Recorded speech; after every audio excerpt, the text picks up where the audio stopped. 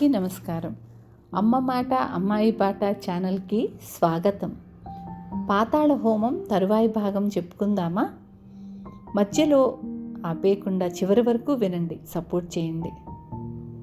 ఉద్యానవనంలోకి హఠాత్తుగా వచ్చిన ముసుగు మనుషులు తమ్ము చుట్టుముట్టి విషపు నవ్వులతో ఆ ప్రదేశాన్ని దద్దరిల్ల చేస్తుండగా రాకుమారితో పాటు తక్కిన యువతులంతా భయభ్రాంతులయ్యారు. క్రింద పచ్చిక మీద కూర్చున్న వారంతా తత్తరపాటుతో లేచి యువరాణి పక్కన చేరారు. రాజపుత్రి తీవ్రంగా వాళ్లను చూస్తూ, ఎవరు మీరు? ఏమిటి దౌర్జన్యము? మిమ్మల్ని ఖండాలుగా కోసి కాకులకు గ్రద్దలకు వేస్తాడు మా అన్నయ్య. ప్రాణాల మీద ఏ మాత్రం ఆశ ఉండినా మర్యాదగా వెంటనే ఇక్కడి నుంచి వెళ్ళిపోండి అంది.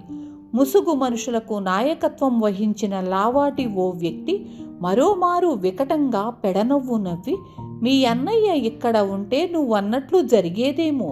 ఎందుకంటే అఖండమైన పరాక్రమంతో మా చండవర్మరాజును జయించి విశాలపురి నుంచి పారద్రోలిన వీర శిఖామణి కదా ఆయన. ఇప్పటికీ మీ అన్నయ్య మా రాజుగారి అనుచరుల చేతుల్లో బందీ అయి ఉంటాడు. ఇక కాసేపట్లో మా నగరానికి చేరి మా చండవర్మ ప్రభువుల చేతుల్లో ఏమవుతాడో ఆ దేవుడికే ఎరుక అన్నాడు.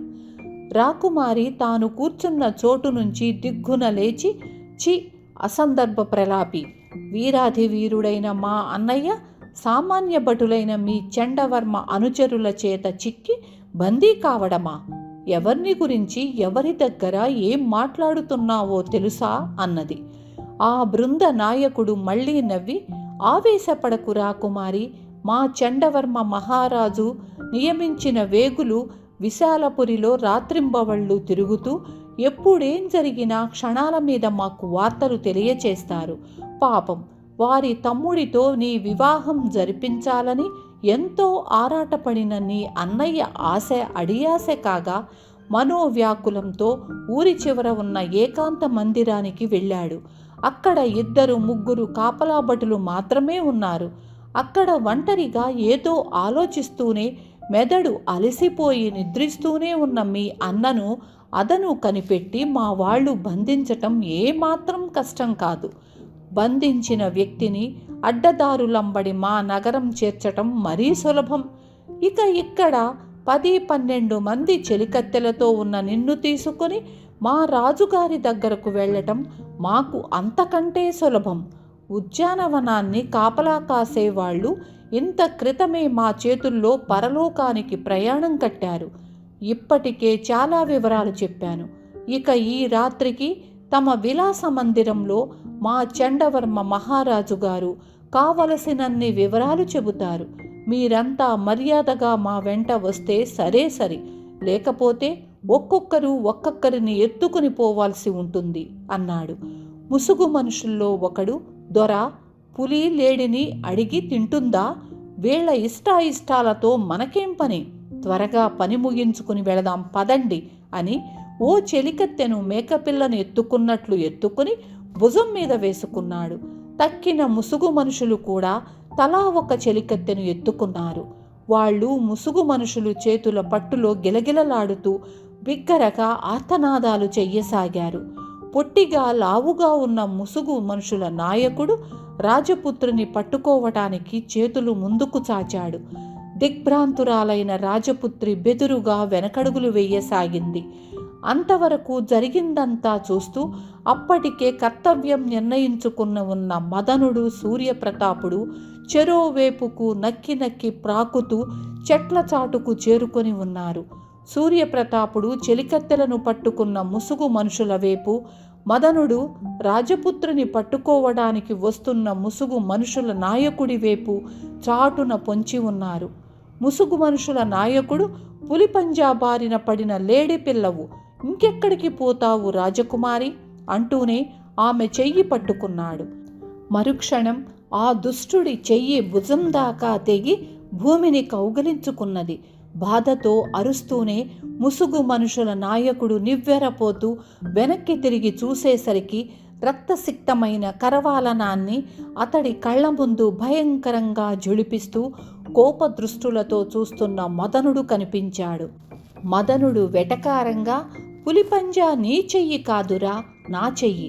దీని బారి నుండి నిన్ను కాపాడగలడేమో ఆ చండవర్మను పిలువు అన్నాడు. ఎడంచెయ్యి తెగిపడిన మొండి ధైర్యంతో ముసుగు మనుషుల నాయకుడు వర నుంచి కత్తి చేత్తో దూసి మదనునితో తలపడ్డాడు. అప్పటికే అటుపక్కన సూర్యప్రతాపుడి చేతిలో 4 ముసుగు మనుషులు నేలకూలారు. తక్కిన వాళ్ళు తాము పట్టుకున్న చెలికత్తెల్ని విడిచిపెట్టి వరల నుంచి కత్తులు దూసి సూర్యప్రతాపుణ్ణి ఎదుర్కొన్నారు. కానీ వీరాధి వీరులైన మదనుని ముందు ముసుగు మనుషులు నాయకుడు, సూర్యప్రతాపుని ముందు ముసుగు మనుషులు ఎంతోసేపు నిలవలేకపోయారు. వాళ్ళందరినీ భూమాతకు బలి ఇచ్చి కత్తులను వరలో ఇముడ్చుకుంటూ ఇద్దరూ ఒక చోటికి చేరుకున్నారు. క్షణాల మీద ముంచుకు వచ్చిన ప్రమాదం నుండి తమ్ము కాపాడిన ఈ వీర సుందర యువకులను భక్తిపూర్వకములైన గౌరవ దృష్టులతో చూస్తూ రాజపుత్రి వాళ్ళకెదురుగా నడిచింది.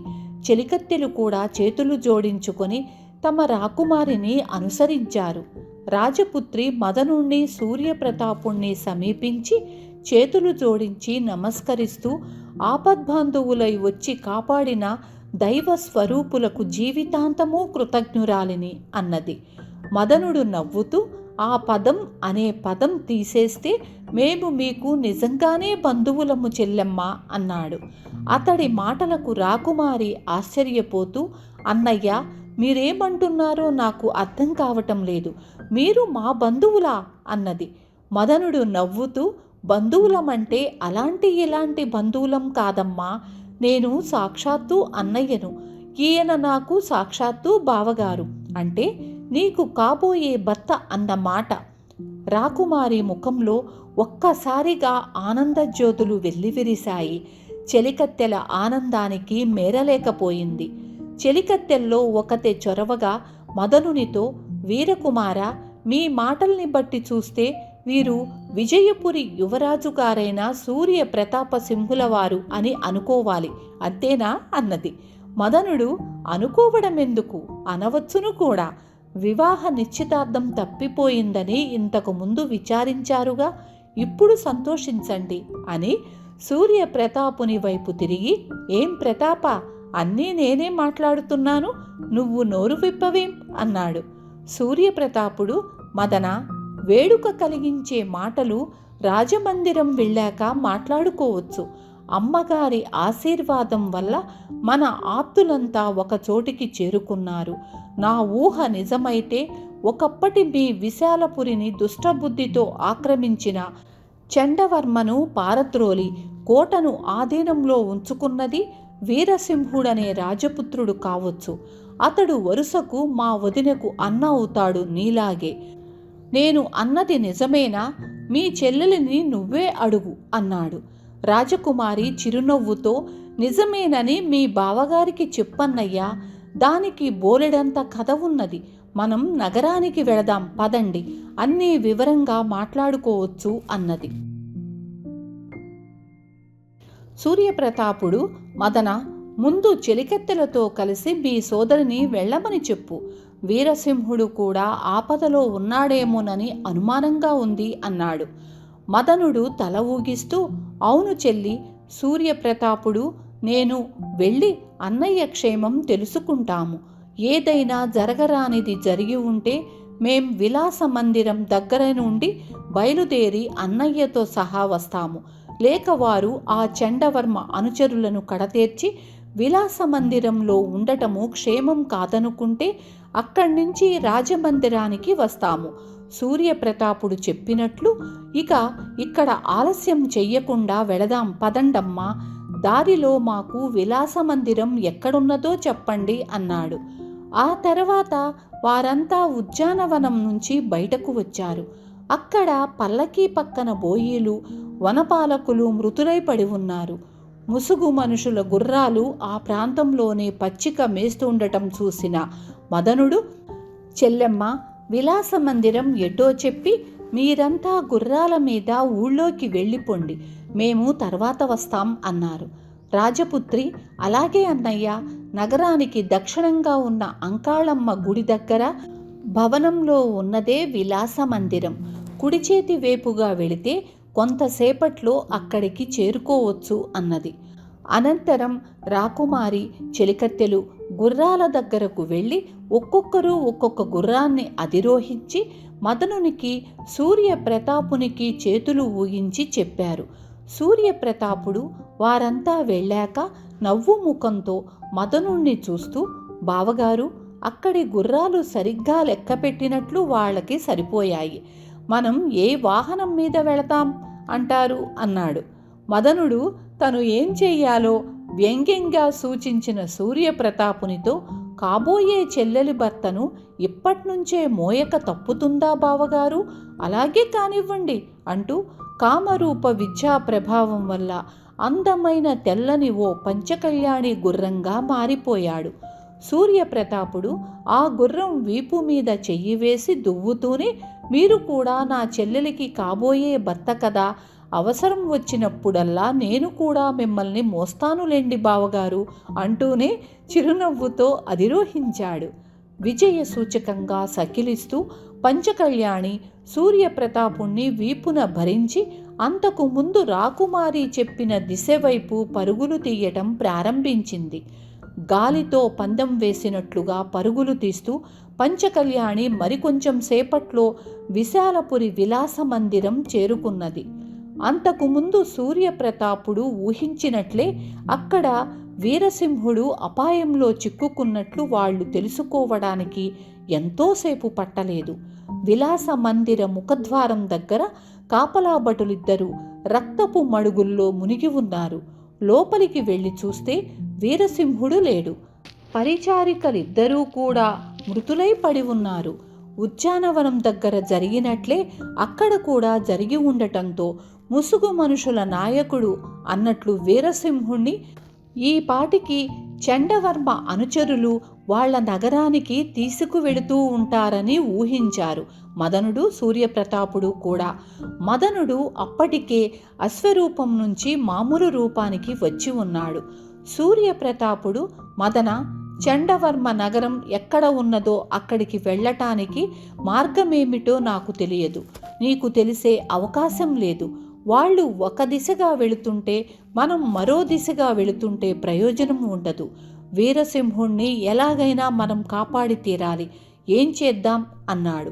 మదనుడు సూర్యప్రతాపుడి మాటల్లోని అవసరాన్ని కనిపెట్టి, ప్రతాప, ఇక మనం వారిని ఆకాశ మార్గంగా వెళ్ళి వెతకవలసిందే అని చెప్పి, నేను మొట్టమొదట సంకల్పించుకున్న గండబేరుండ రూపాన్ని మళ్ళీ సంకల్పించుకుంటాను.